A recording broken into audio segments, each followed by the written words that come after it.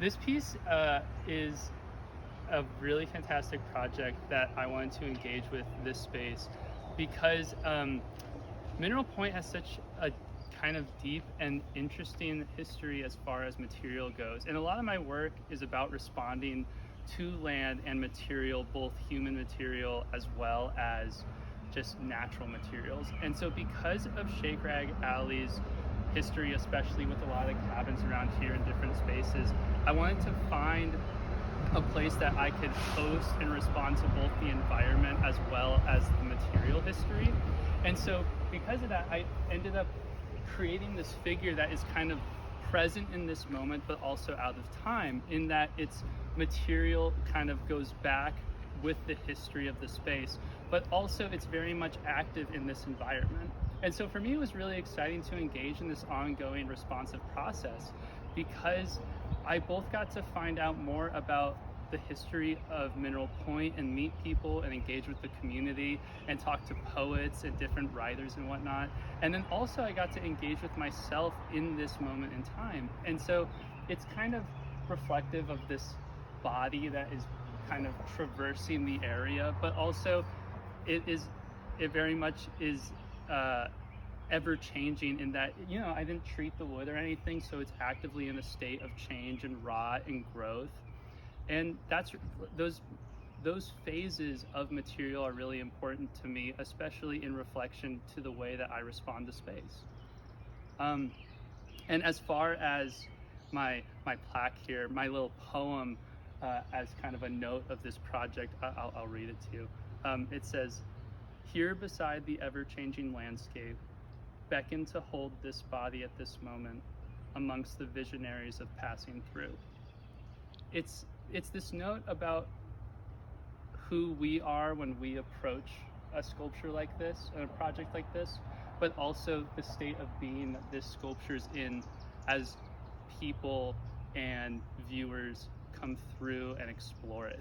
And so it's this kind of relationship, as much as me, the creator of it, and its existence in relation to myself. And so I'm really excited about getting to share this piece in this space with that ongoing back and forth communication between it and the viewer and it. And I just think I wanted to really emphasize that as much as like, I guess as far as like putting a plaque to remind people that that's really what it's about. Wonderful, Ian. Will you tell us a little bit about the materials you use? These were all sourced on Shakerag Alley property, is that right? Absolutely. So Shakerag Alley had kind of all these little pockets of hidden piles of wood, and I was just like, I guess for the first day, maybe the first day and a half, I was going through and just picking up all these like different little pieces and big pieces as well, and kind of deconstructing some benches and other kind of, I guess I would call them like kind of like mid-rot wood, or just wood that was super weathered. And I really was like, I guess as I began to do that, I was really particular about the kind of color of the material, like making sure it was dark and really worn. But as far as specifically which material I wanted, that just happened when I got here. There wasn't a preconceived notion of what I wanted. It was very much like what was available to me. And then as I began to collect, I began to construct that vision and it began to build on its own. So it was really exciting because Shakerag has what appears to be an infinite amount of just kind of old debris that I was able to access. Wonderful. Yeah. And then I tie it all together with wire, so that you'll see if you get closer that this whole thing is like it's like strung together. Yes. And that comes through, for me, I like working that way because it allows the wood to shift as I build. And so it has almost a little bit more of an organic placement, as opposed to using like screws or dowels where things can feel very rigid. It becomes a little bit more fluid. And also I like the wire particularly because the wire itself also rusts and changes. So the longer the piece is up, the kind of older it gets. It's almost like its joints get older, it changes, it has a little bit of this kind of growth in just existing, which to me is really impactful.